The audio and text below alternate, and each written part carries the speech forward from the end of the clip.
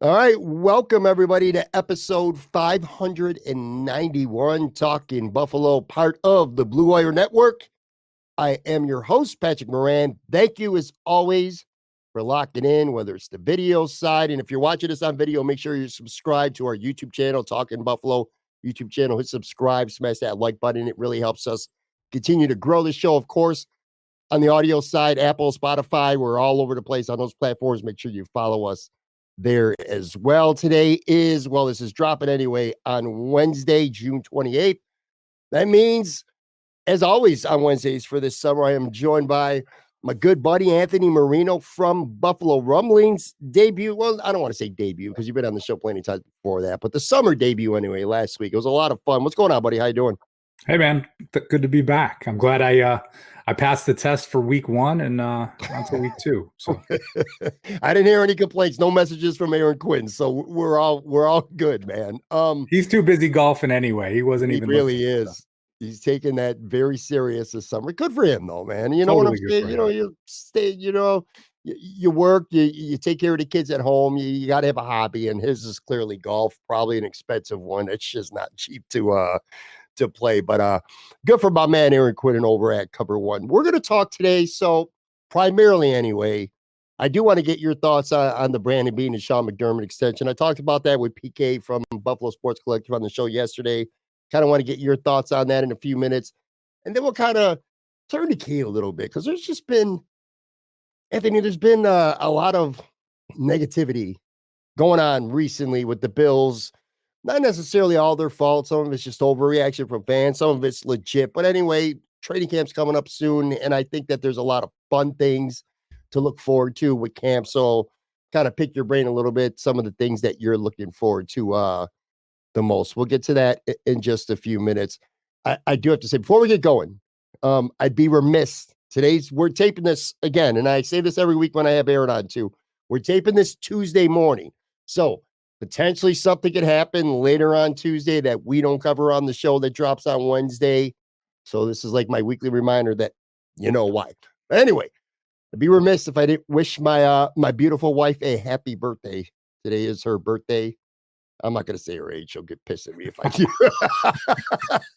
on the show. But my wife, let's just put it this way. My wife of nearly 22 years now. So celebrating a birthday.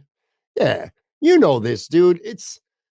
We don't get rich doing this podcasting stuff. Most of us we don't even make it an actual living. It's kind of a side thing we do, so mainly for hobby. Make a couple bucks here and there, but we mainly do it because it's fun. And for something like that to work, the family's important. Having supported the family, allowing you to carve aside time. In my case, many hours during the week to do this. It's we wouldn't be able to do this stuff that we do without support from our family. So I'm just saying that stuff's not lost on me at all. And sometimes it's easy to forget stuff like that.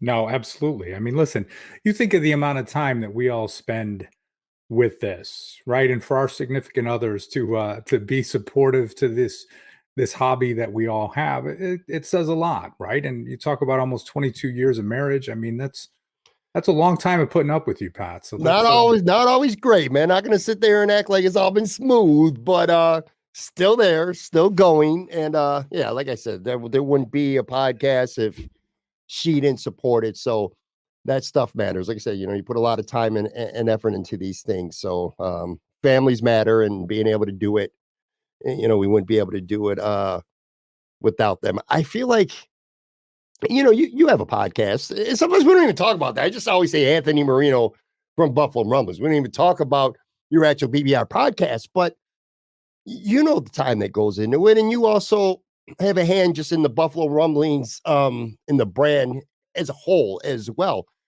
I feel like some people out there just don't get how much time and effort can put into putting these together. You know what I'm saying? It's it's fun to do, and I'm not sitting here and complaining because for the most part, anyway, it's fun to do, and it's rewarding in lots of ways. Not even so much financially, it's just other ways as well. But you know this as well as anybody. A lot of time, a lot of effort, lot of sacrifice, a lot of things that you got to give up to be able to put your time into this. You know what I'm saying?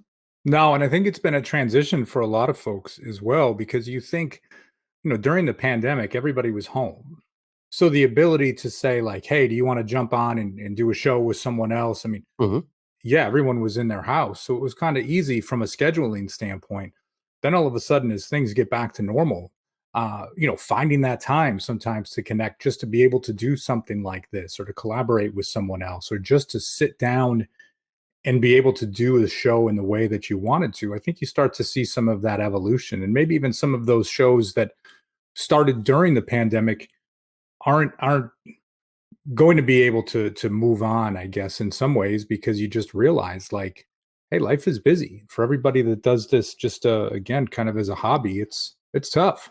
It is. And I'll tell you though, I appreciate all the guests that come on this show because again, you're giving up 30, 40, 60 minutes of your time whenever I'm just talking about anybody. Whenever you Sure. do a guest spot on a show, you're giving up your own time. And more specifically, I appreciate Aaron Quinn and I appreciate you because this particular show, like Aaron, he would drop the kids off at school. We would tape from 9:30 to 10:30. We'd have to be done a hard out at 10:30 because he'd have to go get his kids from school. But the point is, every week he carve an hour out for me to do this. And now you're doing the same, and we're starting at 9 o'clock because you want to be able to make this fit before you even get your day going with all your other stuff. So it is a sacrifice getting up at 9 o'clock in the morning to do the podcast, man. Is again, like I said about my wife's not lost on me. So I appreciate you guys very much. Are you I don't think I ever asked you this before. You a hockey guy at all? Yeah, no, I'm a fringe hockey guy. Now, I Yeah. will say this, right? As far as following the Sabres and everything that the team does, in a weird way, right? It's like you're following the team on Twitter and what they do, catch a game here and there. Hmm. It's certainly the fan base is a lot more exciting to be around now than it used to be. I mean, there used to be Sure. some nights like, oh, let me go online, see what's happening. Twitter, Sabres are playing. Twitter is just like, oh my gosh, everybody was so just down in the dumps because the team was doing so bad. But, now as you start to follow the team and you just say, okay, Devin Levy, and you talk about Rasmus Dahlin and Tage Thompson, it's like, okay, these guys are starting to become, when I say more household names, right? But just this sense of optimism that, oh, it's fun to follow the team and read about the team. So I'm getting there, but it's been a while. That's cool though, man. And this team is you're picking a good time to kind of get back into following them a little bit. Big week for the Sabres. The NHL draft is Wednesday and Thursday. Free agency starts on Saturday. There's lots of buzz that a trade for a significant defenseman could be on the way. Last night, by last night, I mean Monday night, the NHL awards happened. Tage Thompson finished 14th in the league in MVP. Rasmus Dahlin finished, I think he finished sixth in the voting for the Norris Trophy, which goes to the best defenseman in the NHL. Owen Power finished third in Rookie of the Year voting. So there's lots to be excited about with this team. If you didn't listen to yesterday's show, everyone out there watching this one or listening, go check it out. I had PK from Buffalo Sports Collective, and we spent a good chunk of time talking Buffalo Sabres. So make sure you check that out. Also, Thursday Night Live this week scheduled. Sal Capaccio is going to be with me as well as Matt Bove. So I'm going to have both of them on, and that'll be a lot of fun to do from Imperial Pizza. What besides football? Like, what are your things that you're into besides football? Or are you pretty much, when it comes to sports, almost exclusively a football guy? I mean, I guess you could say not exclusively a football guy. I mean, college basketball has always been something for Yeah. me, right? So growing up in Rochester, Syracuse basketball was the pinnacle of life, right? Here in the capital region, Siena College basketball, University of Albany, two Division I teams. It's a great experience to go out and be a part of that. So really those three teams, but I will say this too. I mean, my kids are 16, 15, and 12. And for years, so, I've always coached their teams, whether it be in Little League or basketball or travel Hmm. or AAU. So, those become Yeah. those secondary teams, right? And I'm sure it was, with you, with your family as well. I mean, I remember you telling stories on the show. You get so engulfed in that and kind of the high school game in the area and how the kids' high school teams are doing, whether it be, again, volleyball or field hockey or the track and field. Like you get so invested in that. But secondary for me always will be college basketball, just such a love of mine. I don't watch college basketball much anymore. I talked about this a little bit on the show yesterday, actually. Don't really watch college basketball anymore. When a tournament comes around, I'll watch just because everybody does. You fill out your brackets and you got something fun to root for. But as a kid, I grew up biggest, I don't even want to say one team, Big East fan. When I grew up, I was a teenager in the 80s. Yeah. And, just Big East basketball in the 80s was so big, man. Syracuse, Georgetown, St. John's, Villanova, Boston College. It was just college basketball was awesome back in the day. I don't know why I necessarily stopped following it as much. Maybe it's because so many players they're one and done, or at least they were. I don't know if it's still like that quite as much. I feel like it is. But back in those days, players played at least a couple of years in the same program. Whereas now in college basketball, you come in, you're good enough, you play 1 year and you're a lottery pick in the NBA, and that's it. It's hard to really get into those teams when they're only there for a year. Well, I do think with a lot, and to your first point, when you talk about growing up as a fan in the Big East, right? And for any of us here in the Northeast, Big East basketball, I mean, college football in this area was not a big deal, right? Sure, I mean, you've got Syracuse and Pitt, and you've got Penn State, and but it's nothing compared to these other conferences across the country. Big East basketball, though, was this crown jewel of college basketball. When you would think about the teams throughout the 80s and early 90s and top programs. I mean, when you've got three Big East teams in the Final Four, and you lose some of those rivalries, right? Mm-hmm. Syracuse going to the ACC, and when Boston College left, I mean, sure, what is the Big East today? You still have Georgetown and Providence and Seton Hall and St. John's, and where they're playing against each other, which can be very positive. But in many ways, in UConn as well, right? But you're missing some of that traditional Big East basketball that we grew up on. And I think when that broke up, you lost a little bit of that. Yeah, 100%. But like I said, I still follow it when the tournament rolls around. One last thing too, and then we'll dive into some Bills stuff. Actually, two things. Last week we during our show, this didn't make air. Thank God you told me about it because I would not have realized it. But we spent a couple minutes last week talking about Marcel Louis Jacques, former Buffalo Bills, ESPN.com reporter. Now he's with Miami.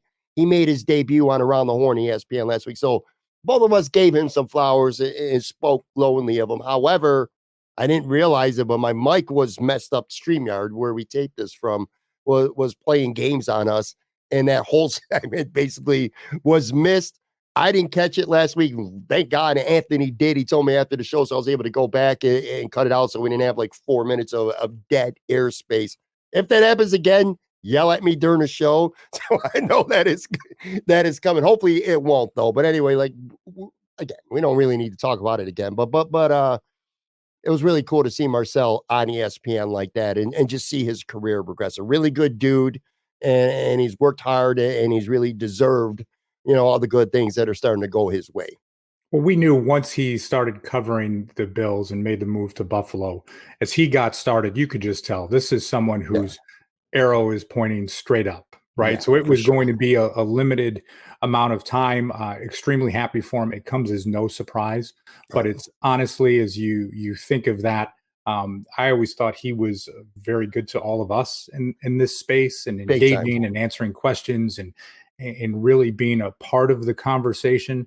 And it says a lot about him, and it's just great to see him continue to do some great stuff. Yeah, he was on this show multiple times. I did two live shows with him, one at Macy's Place Pizzeria, one at Imperial Pizza too. So yeah, really good dude. You could just tell though he was destined to go. Nothing against Buffalo. Buffalo's awesome, but he was destined to go to a bigger market. That's what he was looking for. Plus the weather. So good for him, and it's just great to see the trajectory that he's on. The other thing too, and we talked for like maybe 2 minutes before we started taping this. Occasionally on this show, whether it was myself or Aaron or Joe Yurden, we would do a brief movie review, and I have not been to the movies much lately, and it's very rare where I watch a trailer on TV and it makes me actually want to go to the theater. I'm talking like maybe once or twice a year, most. Um, but this trailer that's been flown around with Jennifer Lawrence has been flown around for a while now. No Hard Feelings, this comedy that she is in. The trailer was so funny that it actually made me go to the movies and see it. And I know you haven't seen it yet, which most people haven't seen it yet because it literally just opened in theaters over the weekend. I did go and see it. I'll say this and then kind of keep it brief here. Usually just talk about a couple pros, a couple cons, and what I think of the movie overall. I'm gonna admit this to you. I don't know how you feel about Jennifer Lawrence, but I'm a little bit biased because I absolutely am obsessed with Jennifer Lawrence. I think she's one of the most beautiful women in the world. I think she's one of the best actresses in the world today, without question, a former Oscar winner. And she's done a lot of serious stuff. And for her to do this type of comedy, it was something that I had to see. And I'll tell you, it's kind of a mixed bag. And I'm not going to give any spoilers away because, again, this literally just dropped. But people, if you're watching, you're listening, I'll say this: it was worth watching. It was funny, physical comedy. This movie, it's a rom com. It's kind of a raunchy rom com. It's like almost like a throwback to their 2010s or the early, like 2005, that era where like American Pie and all these other types of physical comedies that were so funny, dominated the theaters. This is along the same lines. And to her credit, she is really funny in this movie. I mean, there are some funny ass scenes in this. I don't want to give it away, but I'm just going to say she's funny. Also, I got to throw this out there and it's not a spoiler because it's like all over the internet now. She has full frontal nudity in this movie, and she wanted it. Put it this way: when the movie was happening, my first thought was, "Wow, this must be like CSI." Someone's body. Yeah. It's her, and it's an extended beach scene. I was like, "God damn!" Anyway, I was really shocked to see that, but it is her. So there's full frontal nudity if you're obsessed with Jennifer Lawrence. But beyond that, dude, it was a really funny movie. She was funny, but on the negative side, it was predictable. It was very predictable. It was nothing unique. Hot girl, guy, little boy or young man out of his league with the girl. But at some point she starts to really develop the true feelings. Like I said, it's a tried and true formula, nothing original about it. But like I said, based on the trailer, I wanted to see it. I'll say this: I'd give it a B. It's worth seeing, but it's not in that same level as like the American Pie movies or like Bridesmaid or Wedding Crashers, those type of rom-coms. But it is worth seeing. So Well, it's like a standard formula, right? And as you said, it's a bit of a throwback to those movies from the late 90s, early 2000s mhm. that, you know, relatively low budget, able to pull it together, and you got out to the movie. So it sounds Yeah. like a good day. Very unsatisfactory though ending too. I do got to say that the third act, the first hour, it's like a 90-minute movie. The first hour was like there were some literal laugh out loud moments, man, like almost like belly laughs. They were really good. Third act though, ending kind of unsatisfactory. But as a whole, like I said, she alone is worth going to see.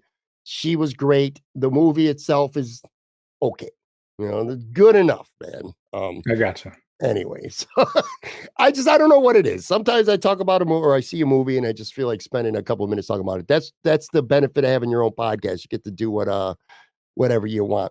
Before we get to break, because on the other side, I do want to talk about some fun story training camp storylines that are looming going ahead for the Buffalo Bills. But there was actually some news since we taped last week on Friday.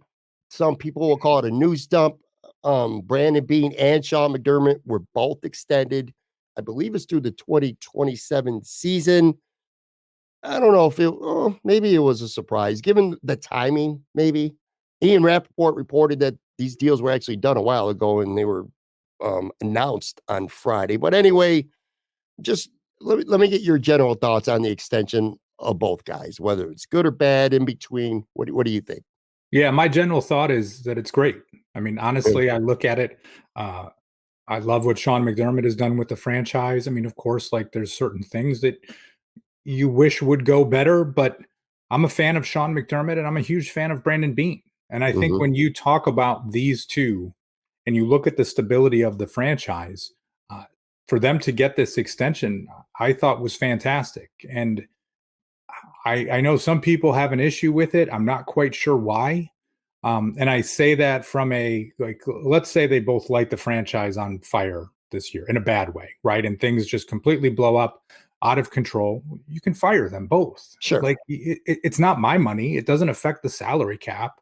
There's no implication. Like if you want to give a 10-year extension to Von Miller right now, and like, okay, well that makes no sense. And what's that going to mean for the salary cap in the future? It's your head coach and your general manager. If things go that bad and you have to make a change, it's Terry Pagula's money. It's Right. not mine. It doesn't affect the salary cap.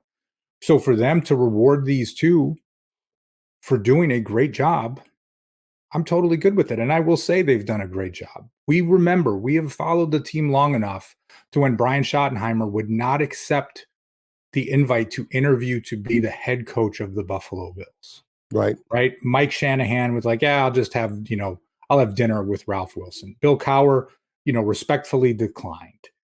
Just there was a laundry list of people that did not even want to touch the franchise with a 10-foot pole.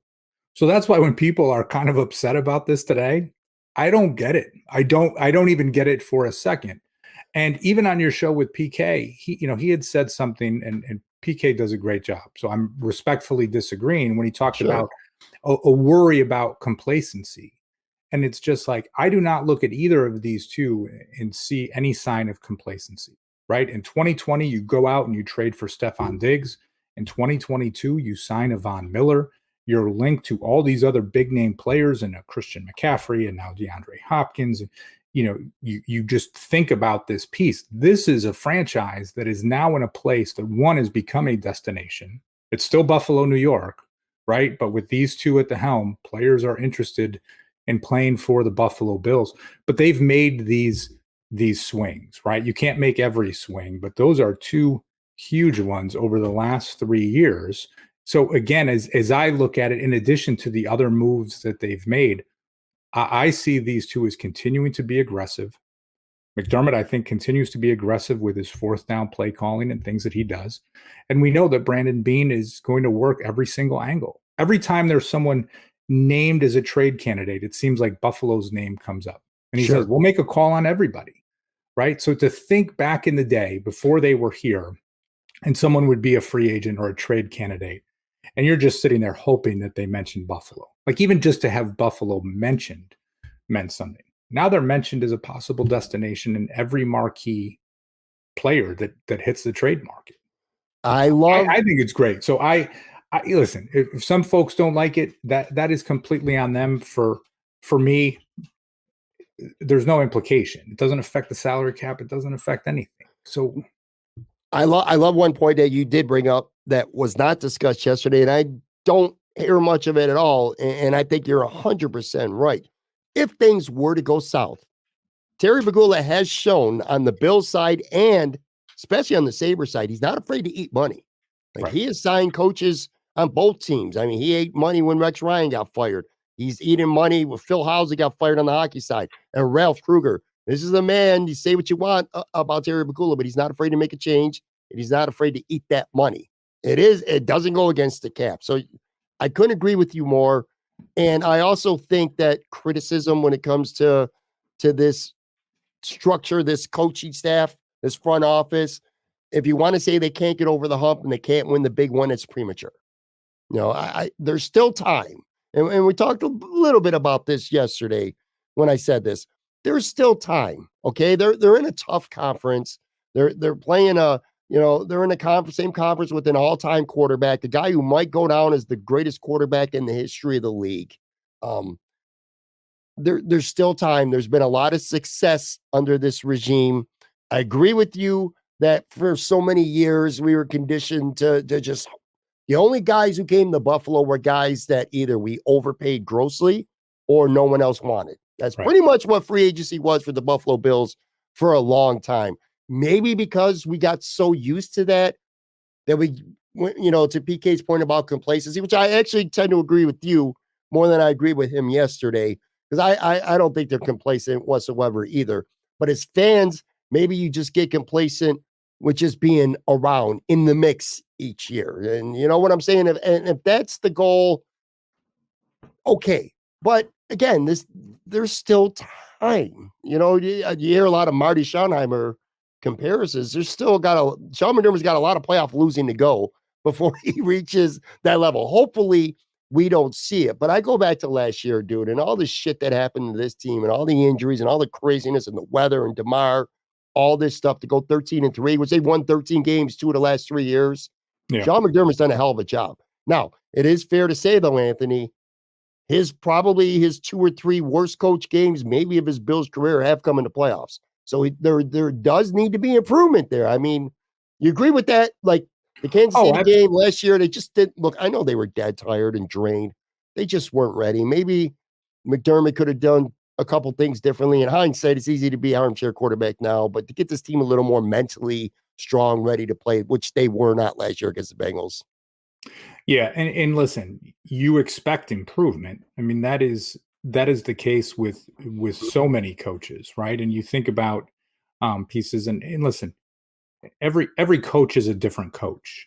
People will look at things and say, well, this is how long it took Andy Reid to win a Super Bowl, or this was Marty Schottenheimer, or it's like Sean McDermott is Sean McDermott. We can make every comparison that we want to, but each season is a different and finite season, in my opinion, right? So with this, it is like, yeah, does there need to be improvement? Absolutely. We talked about it last week with Ken Dorsey. Like, to just expect that Ken Dorsey would remain the same this year in year 2 as an offensive coordinator, Right. well, that doesn't necessarily make sense. And is this one of those pieces where now, with him going into year 2, can the offense be better? Can they be more efficient, more effective? In a way, and I know a lot of people look at this as a negative, I'm excited to see what Sean McDermott's going to do calling the plays on defense. I think many folks have this thought that he's just going to do this like bend but don't break, and this.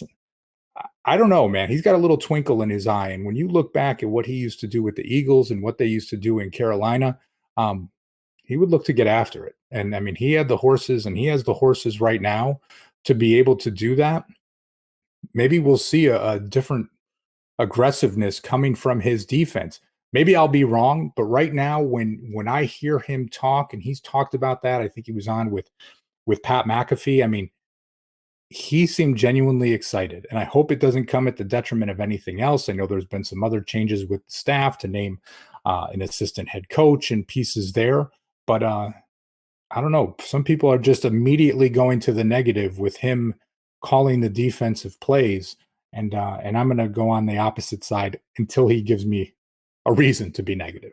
I kind of owe Greg Thompson from Cover One a little bit of an apology. So last Friday, when the extensions were announced, I don't remember what the tweet was, but basically I felt he was dunking on a very tiny percentage of fans that were saying McDermott and being that they were mad about it, that they don't deserve extensions, and McDermott's on the hot seat. And it felt to me like I accused Greg basically of dunking on. I remember the number. I said the 2.5% fans that actually met this news with strong criticism. However, when I went into the mentions of the Buffalo Bills Twitter handle when they announced this extension, I was wrong. There were a lot more than 2.5%. It was probably 1 out of maybe every 3, maybe every 4. But there was a lot more criticism than I thought. So I was wrong when I accused Greg of dunking on a tiny percentage of fans, because it was definitely more than a tiny percentage, which does surprise me. Look, there was no hot seat, period. All right. I said this yesterday too. If I had a vote for NFL Coach of the Year and you have to submit that vote the day after the regular season ends, Sean McDermott would have had serious consideration for Coach of the Year, winning 13 games with all the shit that this team went through last year.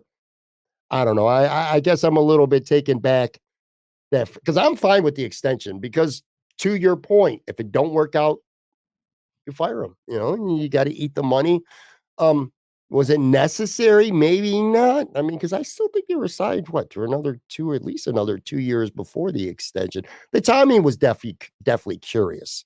And that's something that I saw some people hitting on. Well, with the new stadium being built, McDermott being there, also the stuff with Diggs that, some people might say this is a stand that Sean's our guy and we're going to extend him right now as well. But yeah, I'm a little bit taken back like you were as well, that there was as much criticism as there was.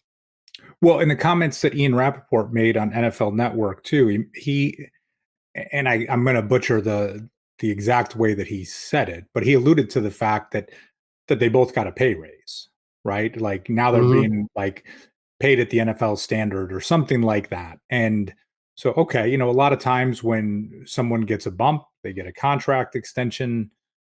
I don't know. For me, I'll be honest, I was really surprised by the number of fans on social media that just had the negative response, as you said. And you see it, even some of the callers on WGR, like, well, why didn't they wait till the end of the season to make sure? It's just like, listen, you've got the last 6 seasons that you can look at and say he has completely turned this around. So to me, it wasn't.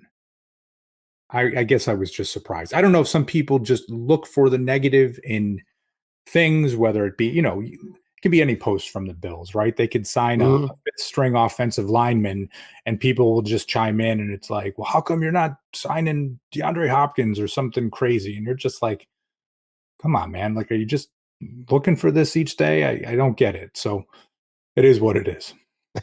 By the way, Sean McDermott, 62-35 regular season record as Bills head coach, 639 win percentage, best in team history ever to this point. And they have won 4 playoff games too. We ultimately we want and we need more success in the postseason.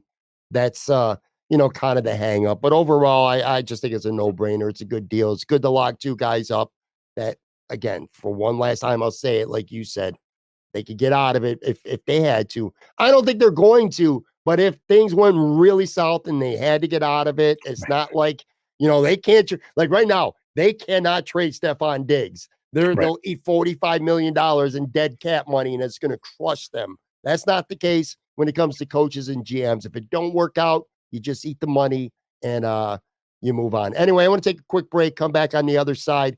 We're going to turn the key a little bit and actually talk about some fun storylines that we think are brewing here coming up at Bill's training camp next month. Be right back.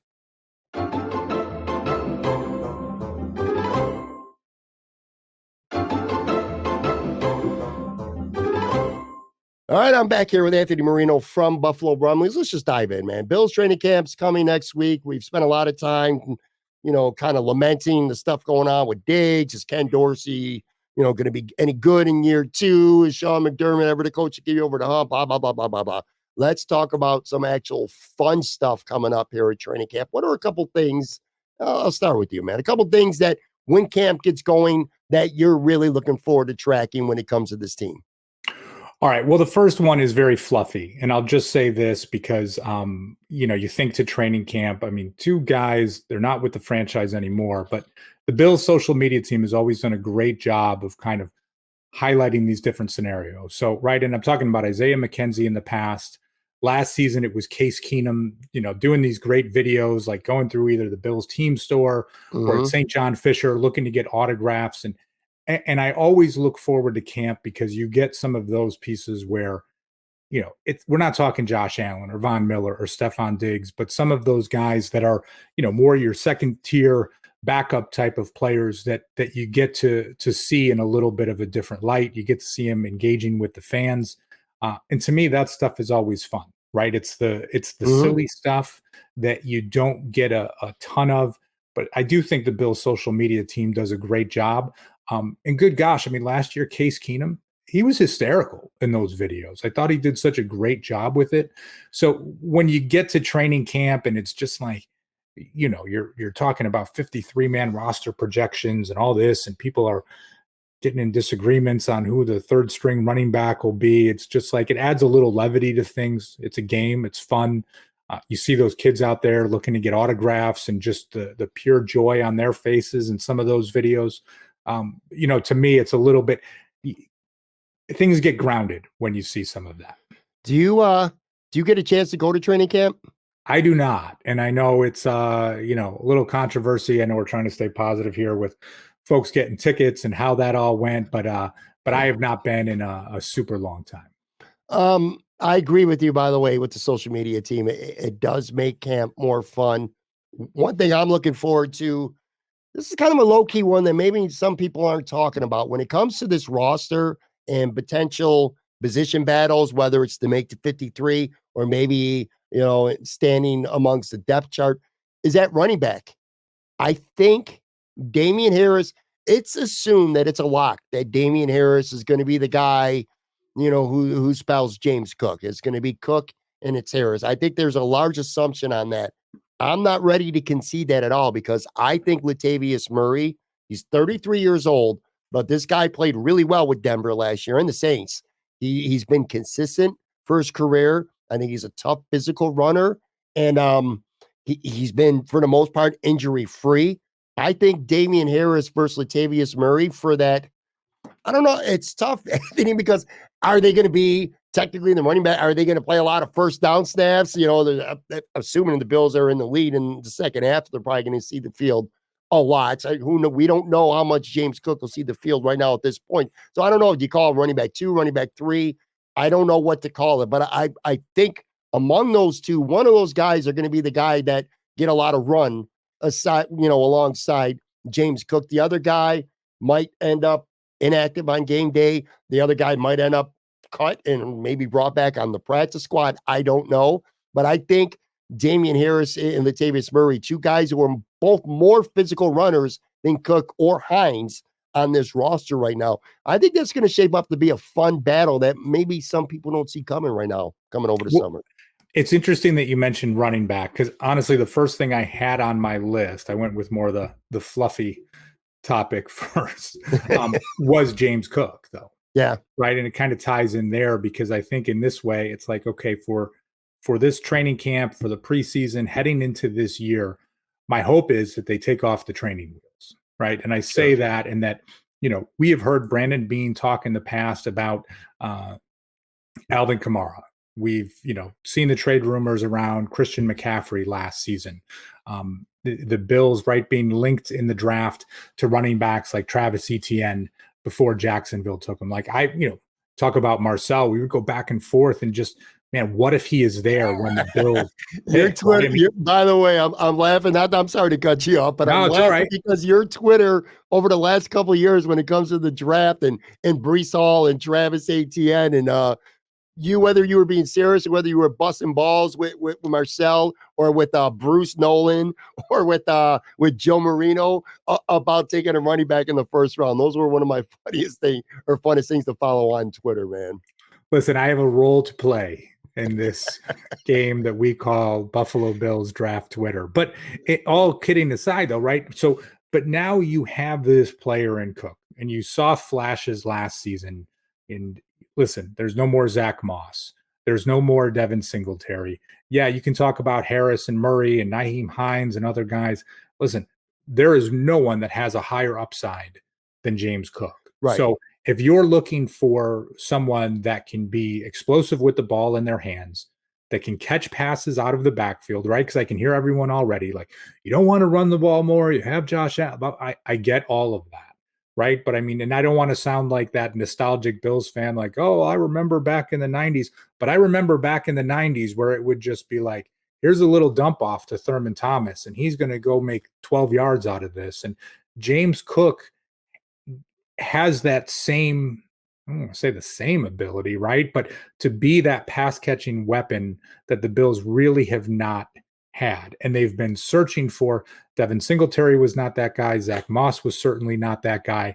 Before then, Frank Gore was not that guy, right? You can look to it and say he can be, I'm not going to say as good as Alvin Kamara. I mean, we're talking about a perennial Pro Bowler, but I'm just saying to be that weapon for this offense, I'm really excited to see what he can do. So a future spoiler alert, when we have an episode and we talk about potential Buffalo Bills breakout players for 2023, I got a feeling you're going to have James Cook pretty high up on your list.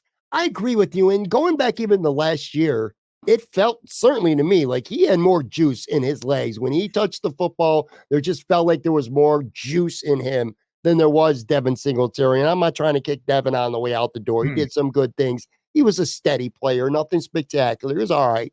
He was steady. But James Cook, it just seems like the the potential for a big play was there more often when he would touch the football. Plus, I thought, a lot of people thought, this is a guy, and maybe he never will be a true number one running back. We know that he could catch the ball out of the backfield. We know he can make people miss. We know he can get to the outside. I thought he did a better job than I anticipated of him running in between the tackle, too. I thought he made people miss physically. I agree with you 100%. I do think James Cook should be. There's no reason why he shouldn't be the guy this year in Buffalo. So you bring up a great point. I think there's going to be a fun competition maybe behind him.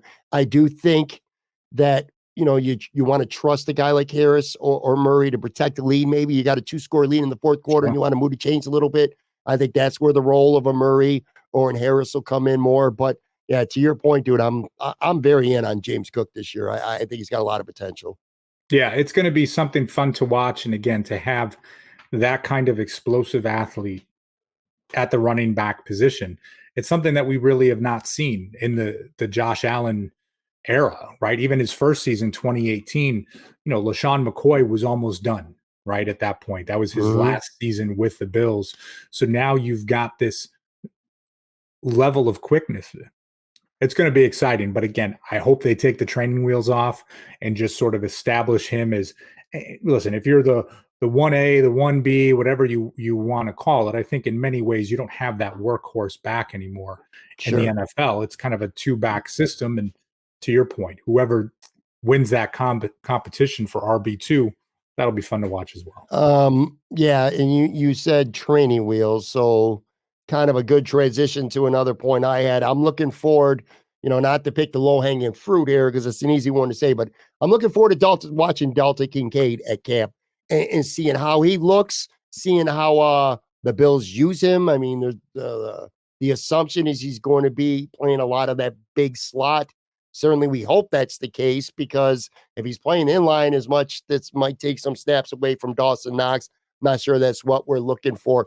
But yeah, man, I think it's going to be fun to track how he looks in training camp, what kind of role we might project him to have as a rookie, and how they're using him in the offense personnel wise. It's funny that you mentioned him. He was on my list also. And even going back to mini camp, right? I mean, 2 days. And what's, one of the main storylines about actual football? Well, the rapport that Josh Allen and Dalton Kincaid seem to have on the field already. I mean, Mhm. we're talking about mandatory mini camp in June, but it's something that you can get excited about because, let's be honest, sometimes it is as simple as the rapport that the quarterback has with the receiver, the tight end, and how that looks. I also see, Dawson Knox playing a huge role in this.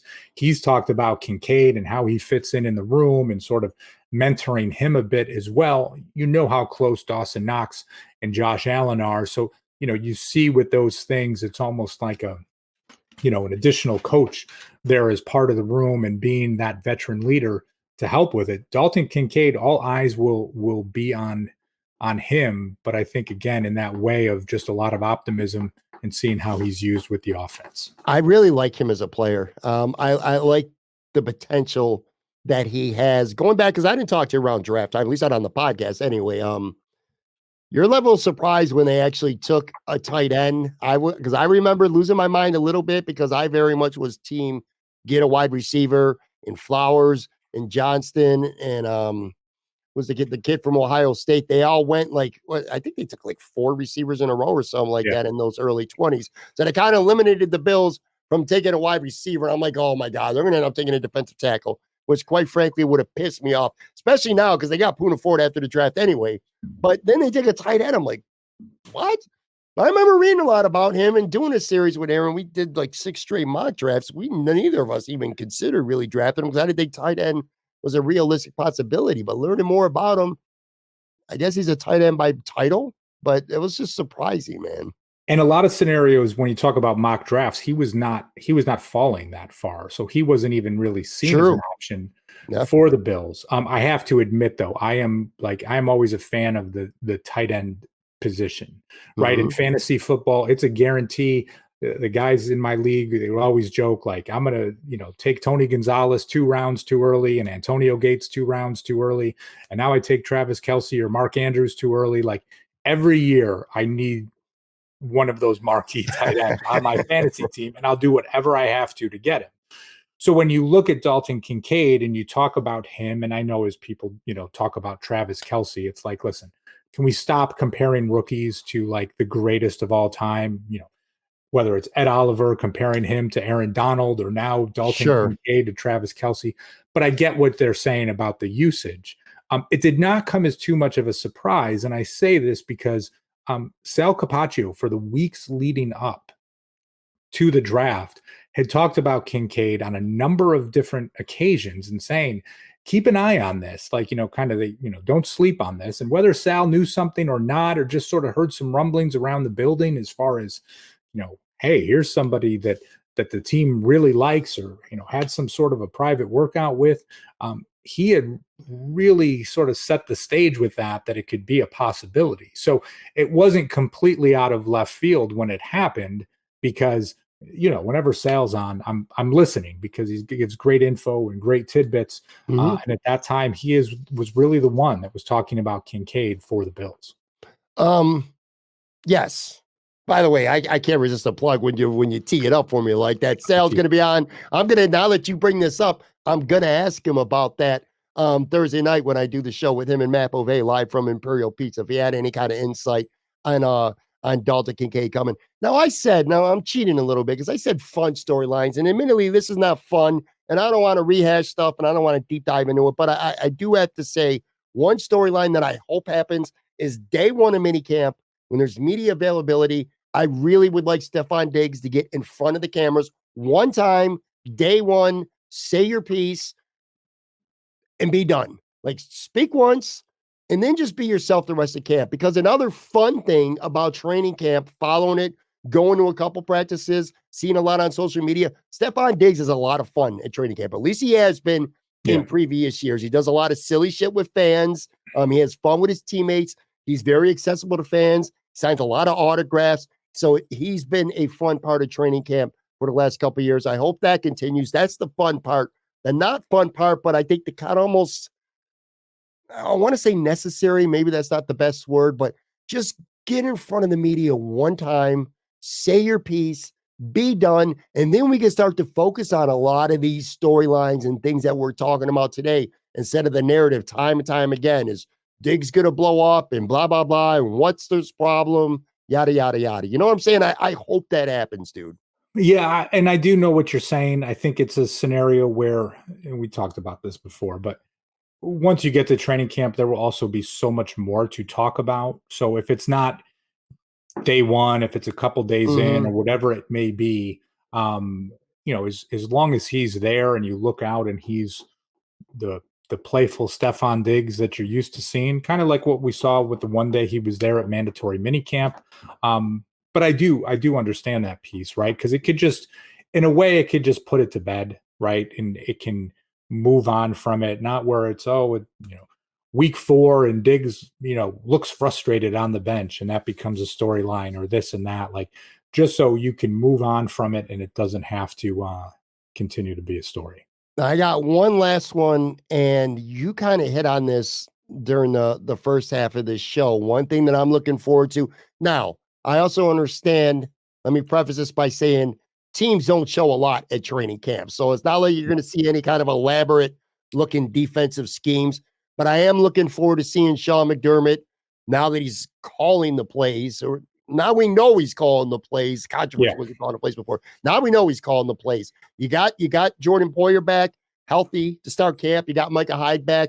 I've talked to a couple players where they said the play calls last year were a little bit more conservative in part because of the safety position and not having those guys. Well, Poyer they had, but he was far from the Jordan Poyer, the All-Pro Jordan Poyer that we've seen over the last few years because of his health. But anyway, having those guys back, having Poona Ford, having Leonard Floyd on the defensive line, Tremaine's gone. I expect to see a more aggressive type of Bills defense. I think this team on defense is just loaded. I really do. I think they're loaded with talent. You got Trey, and we're assuming health, of course, but you got your all pro safeties together. You got Trey White, who should be 100%. You got a fun training camp battle at CB2 potentially. Milano, of course. I like the defensive line better with the additions that they had. Vaughn will be back sooner than later. I'm looking forward to seeing at least glimpses at training camp of Sean McDermott maybe being more aggressive on how he deploys his defense. Yeah, it is, as you said, the defense is loaded. And it's okay to say Man. that and to think that. And you talk about Micah Hyde coming back. You talk about Jordan Poyer being healthy. Yeah, you can have a competition at cornerback too, and at linebacker, and see who steps up there. But there's some options there. On a low key sense, what they did along the defensive line. You talk about the additions of Floyd, of Ford. Those two guys coming in.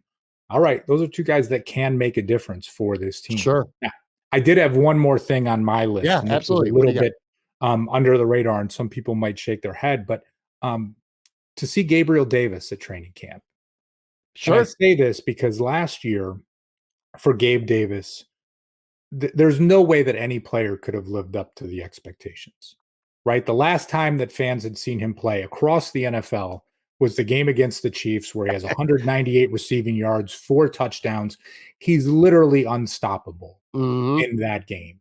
And all of a sudden, he is the darling of the fantasy football community. Every podcast you listen to, every show, if everyone's calling Gabe Davis a sleeper, guess what? He's not a sleeper, right? And there was a level of expectation that came out for him last season, which could never have been lived up to based on that last impression that he left. Dealing with some ankle injuries, some different pieces. Here's a guy that's one of the hardest workers on the team, right? Got the Iron Bell Award for putting the most time in the weight room this offseason. A contract year for him, and no one is talking about him from a level of potential.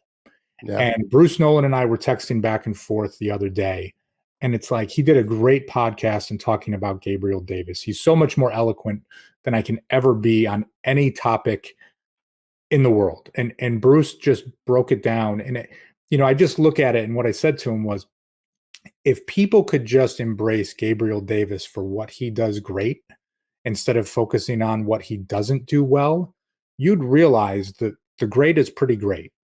And just if you could accept that and embrace that and play to that, as I told you before, right? I'm a basketball guy. Coaching basketball for years, that's always the piece that I know and expect. So it's just like, listen, I'm not asking Steph Curry to be a guy that's finishing down in the post. That's not something that I'm looking to do, nor am I taking, Shaquille O'Neal and asking him to shoot 3-pointers either. It's like you play to the strengths of the players that you have around you. And I think as fans, sometimes we can get so focused on guys that we look at each and every day. But I made the comparison to Bruce to somebody like DK Metcalf, right? Who is just like, okay, he can't do everything well, but the things he does well, he's great at. Sure. So it's like, embrace what he's great at. You've got guys like Tyler Lockett and others, Marquise Goodwin, when he was there, their running game that can do the other things.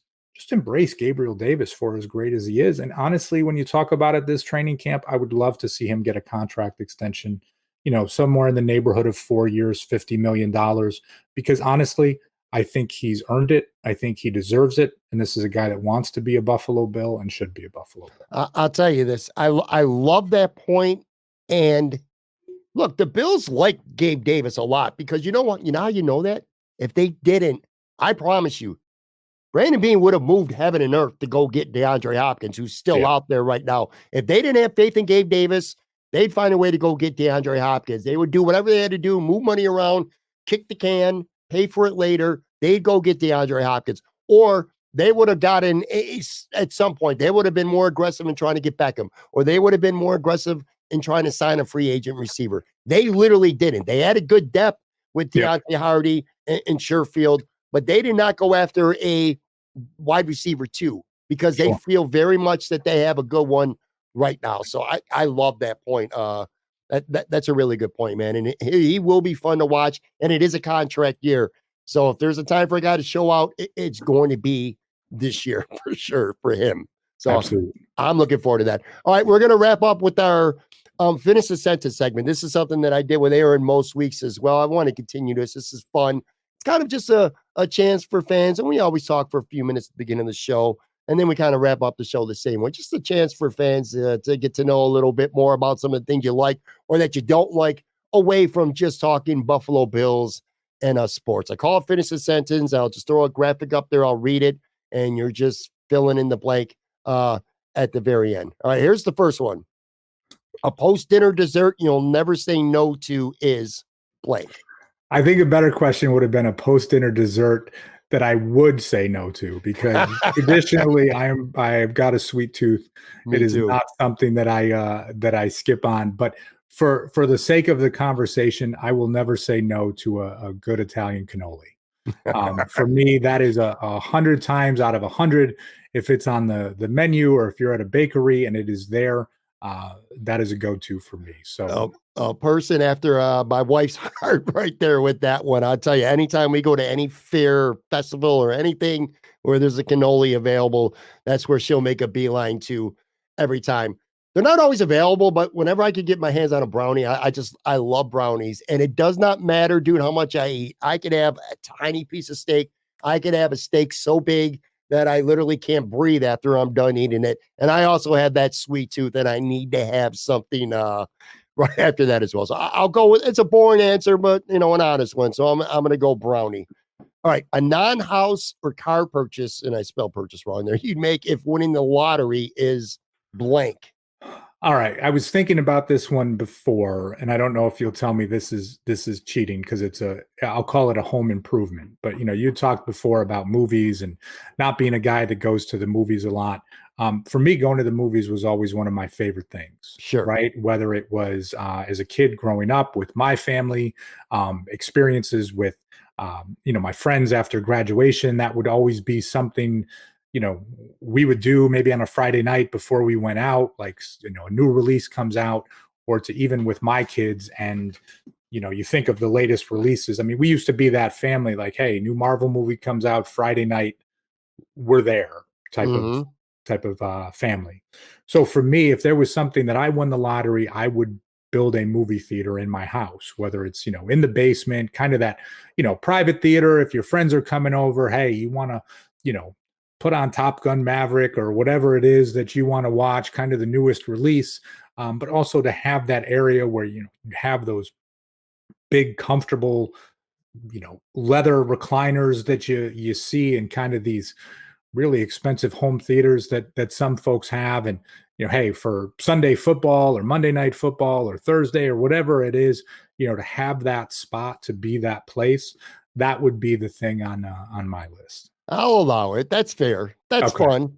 I would now let me preface this too. Like I have a nice little podcast studio here in my home and I like it. It's pretty cool. But if I had the opportunity, if I won the lottery, I would build the dopest podcast vidcast studio ever known. Like I would have HD cameras like you see on ESPN Sports Center, multiple cameras all over the place. It would feel like you were watching Sports Center anytime you would tune in to this podcast. And I would have a producer too. God, I don't even need to win a lottery. I just need to get a couple bucks so I could get a producer, even an intern. If anyone out there, you're in college, you want an intern, because that's the one thing I love doing the show. And I love doing homework to put some thoughts together, some notes together. Obviously, I love recording with you and any guests that I have. I hate the post-production stuff. Yeah. I hate having to edit and put show notes together. I hate like when I do these shows weekly at Imperial, as much as I love them. I love the one-on-one or one-on, two people guest vibe of sitting next to somebody in person. I hate the process of breaking down my camera here and my mixer and all this other shit that I got to take with me. I got to break it down here and then I got to take it to the restaurant. Then I got to set it up. Then I got to break it back down. Then I got to take it back home and I got to set it back up. All that shit's a pain in the ass. So if I won the lottery, I would have the best podcast studio ever. And I would absolutely have at least one producer, if not two. All right, two more here. A TV show I consider significantly overrated is blank. Oh, Tough. no, it's not tough. I'm trying not to offend you. You're not going to offend me. The Office. Really? Explain why. I'm Well, offended. I let me lied to say this. There's three, and that was the first one that came to mind. I've been asked this question at like a work icebreaker type of thing before, you. and Hmm. it is, when the show was out in its prime. I love the show. Right, Hmm. every week we would watch it. We laugh, the characters, everything. But really, three shows that fall into this bucket for me: The Office, Friends, and Seinfeld. That while they were great at the time that they were out, They I don't overstayed it. know that they've held up through the Okay. test of time. And it's always been a little bit, again, three great shows. Like there's nothing taking away from it, but how they have been this cultural phenomenon for decades after they went off the air, to me, that was always a piece that I just felt like, so when you say overrated, right? I mean, it's kind of like you're talking about overrated of being, you know, a great show to being considered the greatest show of all time. Sure. So it's not even coming with a hot take, but like, good gosh, I've been asked the question before and that was my answer. So I'd feel disingenuous if I did not say that, even though I know you've rewatched The Office numerous times from Yeah. start to finish. So I this is have. probably my last time on Talking Buffalo. I'm Anthony Marino. It's been great. I think Ryan Talbot from New York Up and I probably have rewatched that show more times than we can count. Obviously, I disagree with you. I will say I do think it overstayed its welcome. I think it ran for too long. It could have ended a couple seasons earlier. And also that show, like a lot of shows during that time and before that, would never make air today. It'd be too offensive. It would get Sure. canceled straight up. That's just the way it is.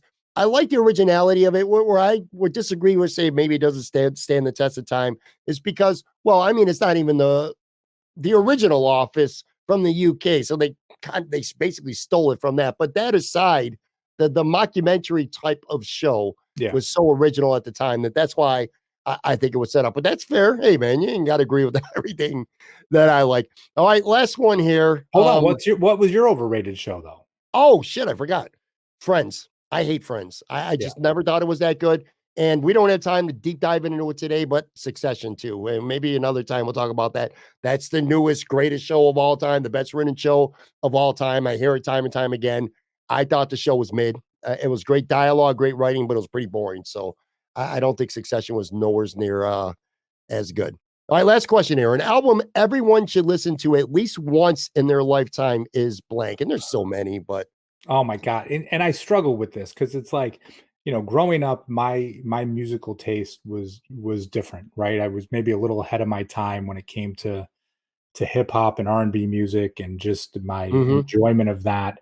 The first thing that popped to mind were, again, if you say everyone should listen to, it's like, it's not like I'm going to have my parents sit down and put on Low End Theory by Tribe Called Quest, but that was the first one Right. that came to mind for me because I think when you talk about the transition of hip hop music, that's an album I've been Sure. listening to for over 30 years.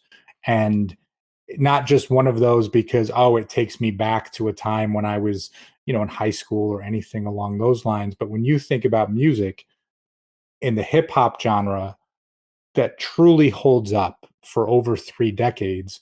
To me, that was the first one that came to mind. I mean, I went back and forth with that.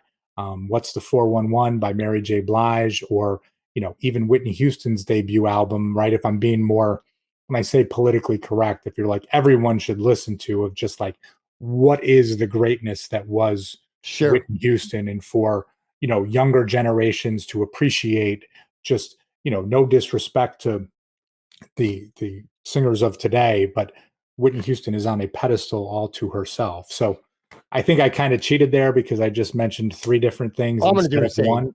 But those were the three that came to mind for me. Alongside what you just said about Whitney, I would say the same thing with two albums from the 80s. Michael Jackson Thriller, to me, it's the greatest pop album of all time. And then, like, it was only like a year or so later, but Prince's Purple Rain to me is an Yeah. all time classic as well. From, from the first track to the last one, there's pretty much no real skippable songs on there. And then if you want to go real back in the music history, even if you don't like them, you got to respect the Beatles.